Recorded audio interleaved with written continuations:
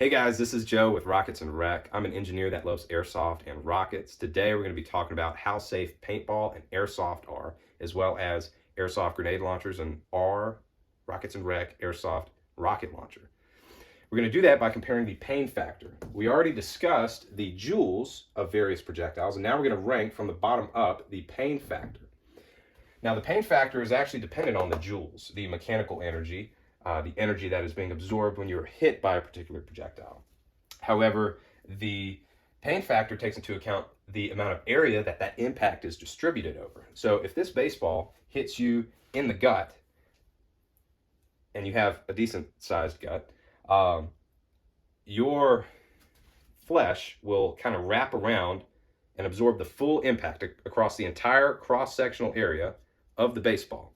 However, if the baseball were to hit you, say, on a knuckle or on your head, there's no flesh that's wrapping around and absorbing that impact. And so your cross-sectional area, rather than being this, is actually going to be about here. And that's measured in centimeters squared. So a Nerf bullet, which if you've ever been shot by one of those, it might leave a red mark. It's really nothing. You can almost not feel it. A Nerf bullet has a pain factor of around 0.2. So that's 0.2 joules per centimeter squared. Kinetic energy divided by cross-sectional area. In China, they legally consider firearms to be anything above a 1.8.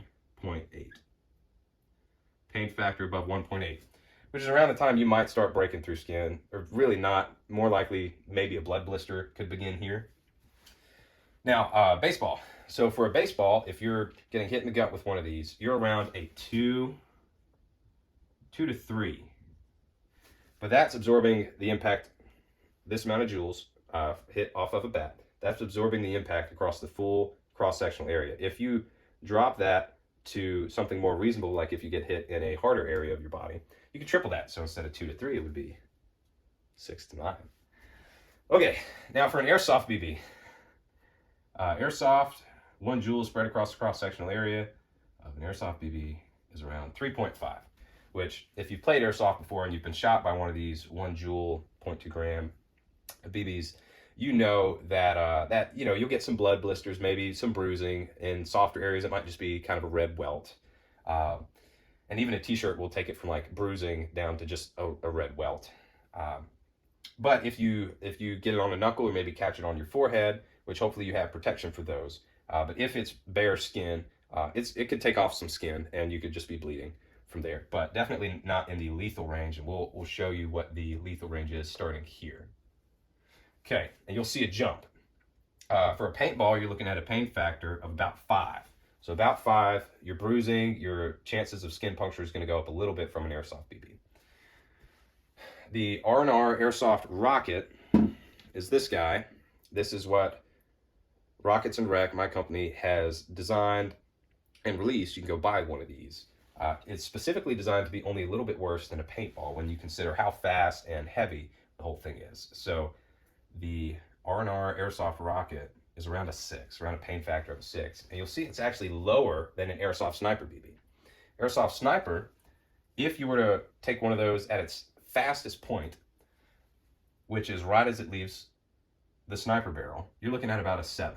And at that range, you're drawing blood. Possibly a BB could penetrate the skin a little bit, even in some softer areas. Now, for an airsoft grenade launcher, you're a little bit higher than that. You're around an 8. So you can see, to reference last video, that the R27 rocket is designed to be a lot safer than the typical airsoft grenade launchers that are out there, and all the numbers that I could find on those. Significantly less pain factor, and we are way below 80 joules. So those were design considerations when we were creating this rocket.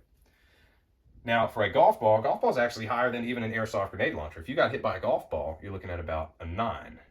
And again, that's using the full cross-sectional area of a golf ball.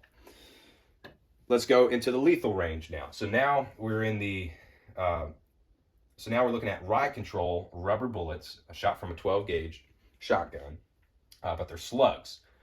Now the pain factor for these is around 45 to 80. And with these kind of rounds, officers are trained to perhaps bounce them off the ground before they hit somebody, or only shoot somebody in the area where they have some heavy clothing. And through that loss in velocity, it's still enough to take someone to the ground and they're going to start writhing in pain. That's what these are designed for. But they call them less lethal because they still are possibly lethal. If you're close enough to the officer when shot by a rubber bullet, they can be lethal. And that's what they're designed for. So you'll notice a jump here.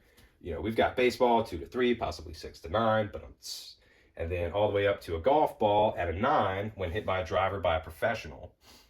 And then boom, now we're in the lethal range. We are beginning the lethal range, 45 to 80, pain factor 45 to 80. This is going through skin and possibly killing somebody. Now, a 22 long rifle, even though it's not that heavy of a round, it's so small that the pain factor is around 700. So that is definitely going through skin and all sorts of stuff. 9mm NATO round, which is one of the most common rounds in the world, pain factor for that one is around 800. And just like last video, if you watched the last video, please pause the video and take a guess at what the pain factor is of a Barrett 50 cal. So that's the joules divided by the cross-sectional area. We saw last time it was 19,000 joules.